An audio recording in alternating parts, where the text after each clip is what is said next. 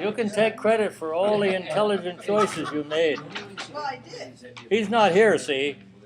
When he's here, you're supposed to say, well, you just got all the luck.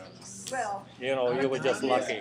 the 16 and the 20 I got with a cut, with what I held, and then it like I kept like a face cards, and then I got the second king, so it gave me 16.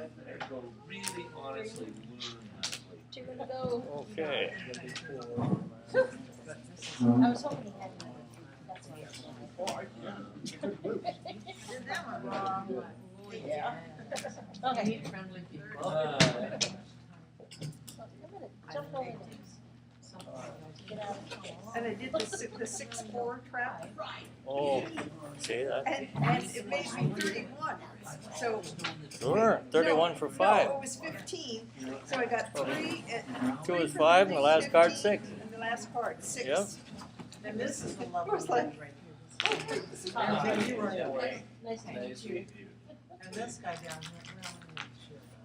here, You know, I think I'll go ahead and get started. There's a number of things I want to get through tonight.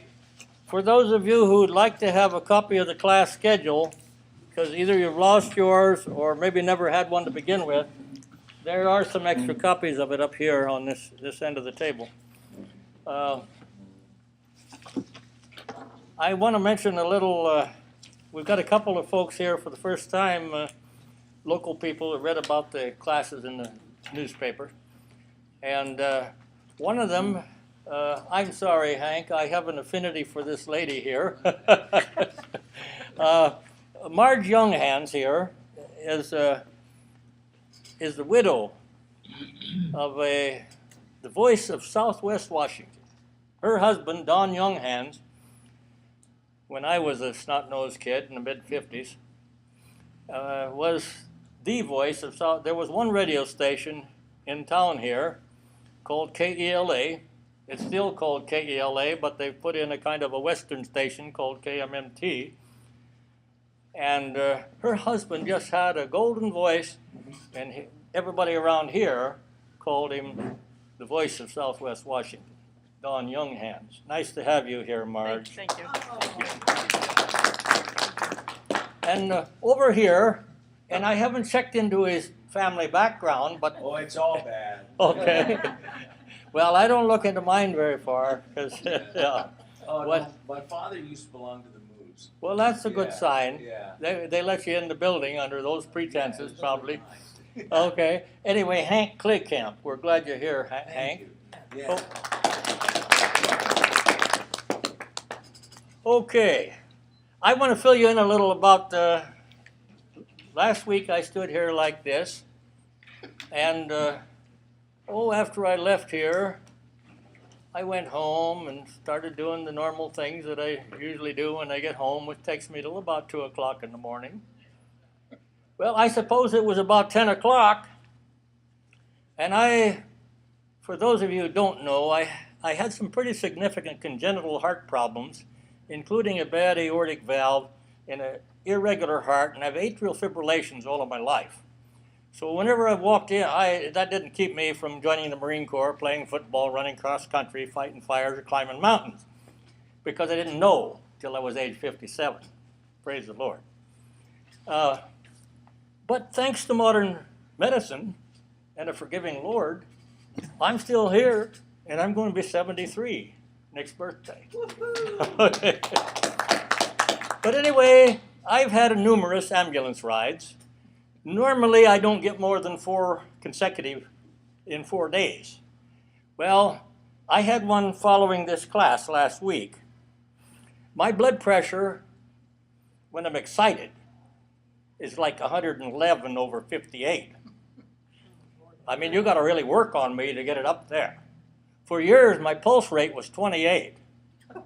I would walk into a doctor's office and they would ask me how I got there.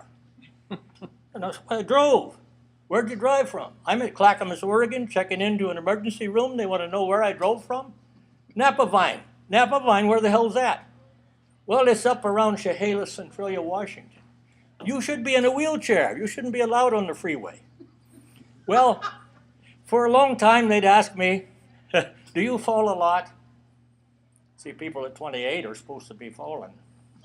See, so for quite a while, I'd say no. And then I thought, well, I might as well have some fun with this. So when they say, do you fall a lot? I'd say, oh, yeah. And they'd say, how often? I said, oh, sometimes 8 or 10 times in a day. Whew. When's the last time you fell? I said, age 4.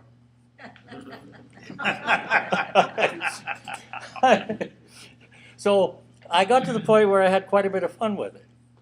Because frankly, I've never had any pain, and I've never been short of breath. All the questions they ever asked me were always no, no, no. And then the next question was, well, why are you here? Some of you are asking that about why I'm here, right? Well, it's worked out that way. But anyway, a couple years ago, Al Linder, who was head of the American Cribbage Congress, decided that I was significant enough to receive the President's Award, which is an award given to one person in the ACC annually each year. And that was at the Portland Grand National, Portland, Oregon. And I thought it was a secret. And so I didn't tell nobody. I mean, I got an email telling me, but that was it. I got in there and it's in all the programs. Here all these people are sitting there, and here it is in the program. So I thought, well, while I'm playing in the main tournament, 22 games today, I'm going to ask these people what it is that I should do when I receive this award. And so I started out, game 1. I said, well, you've seen it in the program already. Now, what's the best thing I can do when I receive this award?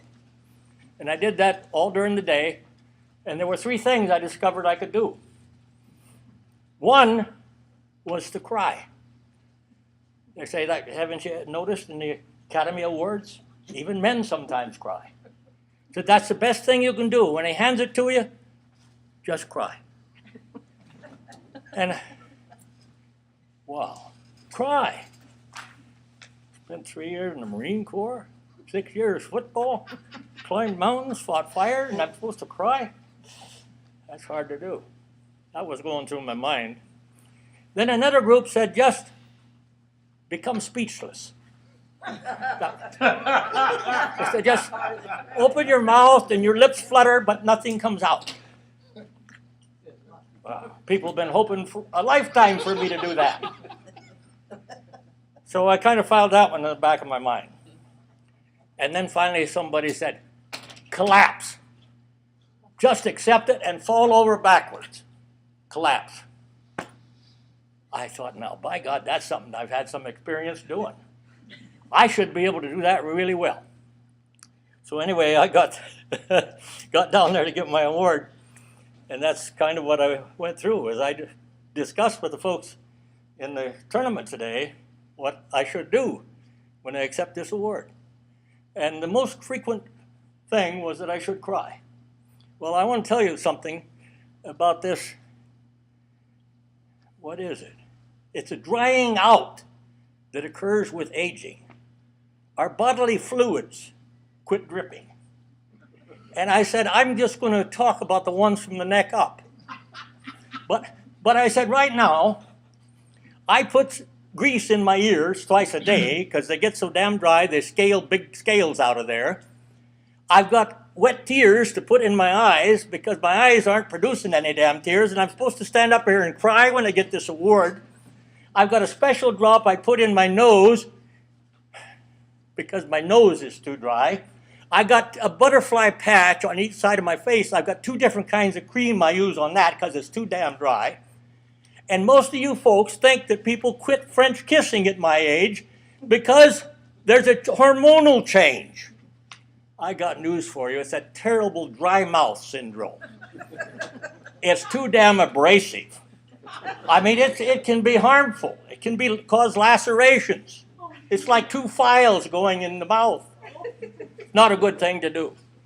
So I ruled that out. And then the second thing they said, that I should be speechless. How many of you think I can do that? No way. But I said there's a number of you in this room The third thing they said was that I should just fall over and collapse.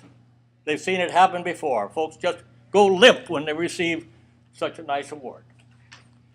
And there are several of you in here who know that I'm good at that. And I looked around the room. I said, Chris McComas, do you remember looking at me on the floor in the motel in Prineville, Oregon? And you said, how is it? I said, it's really good, but I think I better walk to the nearest hospital. Well, in the meantime, he called 911.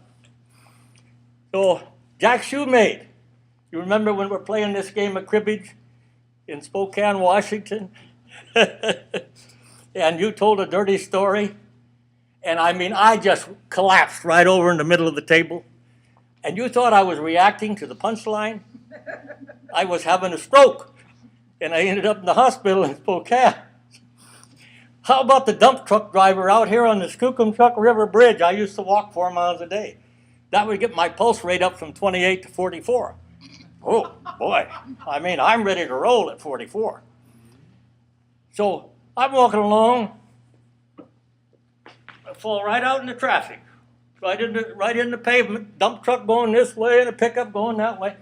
And I look at it, and he hollered down, are you all right? I said, yeah, it'll probably get better, though. And that was that. So, anyway, nobody here is going to present me an award, so you don't have to experience a passing out ceremony. Goodness. Okay. But anyway, it's kind of an interesting little background. And so I want to cover this little paper here. Each of you got a copy of it. Hopefully, I think because I'm such a strong offensive pegger that I sometimes forget to mention there's a defensive way to play the hands as well. This gives you some common hands, and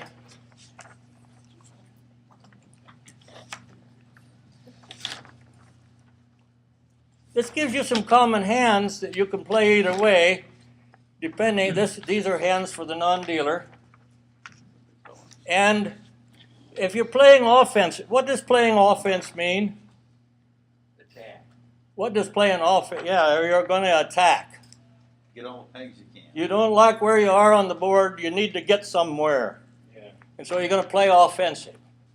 With hands that look like these, you lead the larger card. 2, 3, 4, 8, 3, 4, 5, 8, 2, 3, 4, 9. 1, 2, 3, 9 is the poorest of these four, but you lead the larger card and keep the three small cards intact. Now the reason, now they don't have to look just like this. The 8, 3, 4 with any other card will work the same way. You could have a 3, 4, 8 queen. That's not much of a hand, is it? But if you lead the 8, and remember the dealer is going to be playing face card with a 5 38% of the time. When you lead the 8, very few people will dump the 5. They'll make the count 18. And then you play the 4 for 22. What happens then? They play the 5 for 27. You put your 3 down for 30, a run of 3, and it goes 4. It works even better if the large card is a 9. It works even better if the large card is a 9 because your run on the end scores 31. See? Because you started one hole higher with a 9 rather than the 8. Now, again, these are hands that you can play either way. If you like where you are, you don't need pegs particularly, then split the sequence. On the 8, 2, 3, 4, lead the 3. But only do that because you're making that conscious decision to do that. You like your position on the board. You don't need to take a chance on the run on the end of the play. You're just fine. If you get a 15, it's okay, and if you don't, it's okay. The same with any of the rest of these. If you had a 1, 2, 3, 9, and you needed pegs, you'd lead the 9. You might be surprised. Your opponent could have a 3. They won't put the 3 on the 9 lead because they've been told somehow it's a dumb play.